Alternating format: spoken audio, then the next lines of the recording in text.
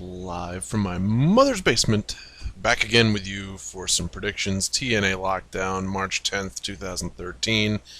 It's Johnny. Hooray! As I almost spill my beverage all over everything. Awesome.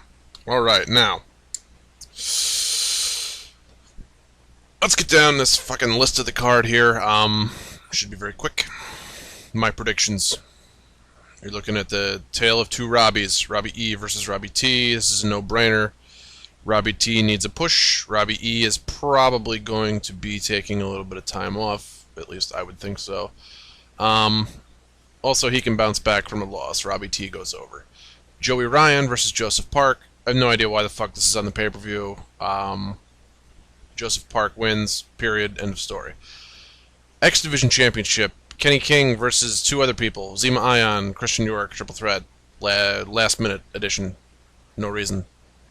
Kenny King just won the belt. RVD is not in this contest. I think the only reason they took the title off of RVD is because his contract is coming up. And, yeah, Kenny King wins, goes over. Yay.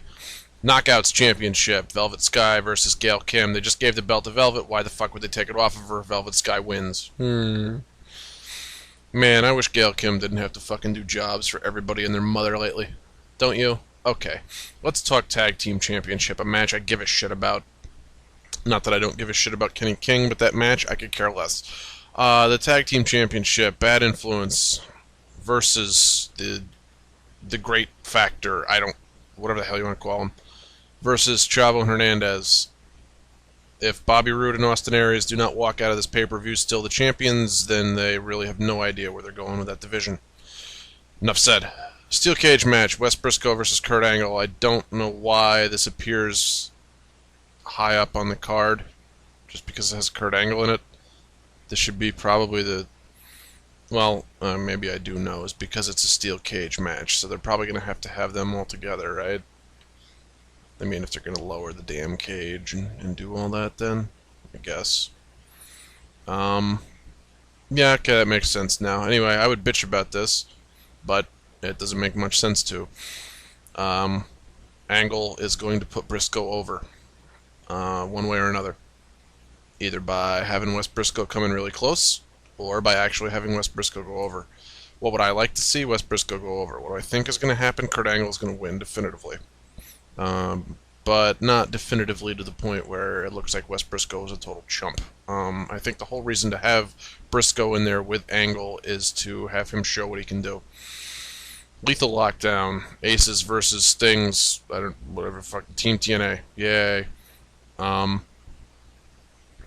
The way that I see this going is that Mr. Anderson is the sole survivor for Aces and Eights, and I see either Samoa Joe or James Storm being the sole survivor for Team TNA. I see Sting getting hurt in this match somehow, being injured, taking time off, and hopefully Sting will retire sometime this year, hopefully Slammiversary, hopefully before, I don't know. I don't want to see Sting anymore on TNA TV without, being in some kind of managerial role or just out of competition. I'm tired of it.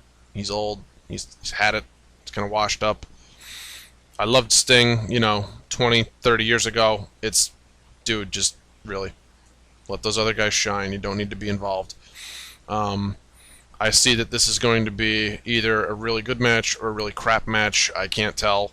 I'm hoping that it's going to really, do something for me. You've got Devon, Anderson, and those are really the only guys I kind of care about on the Aces side.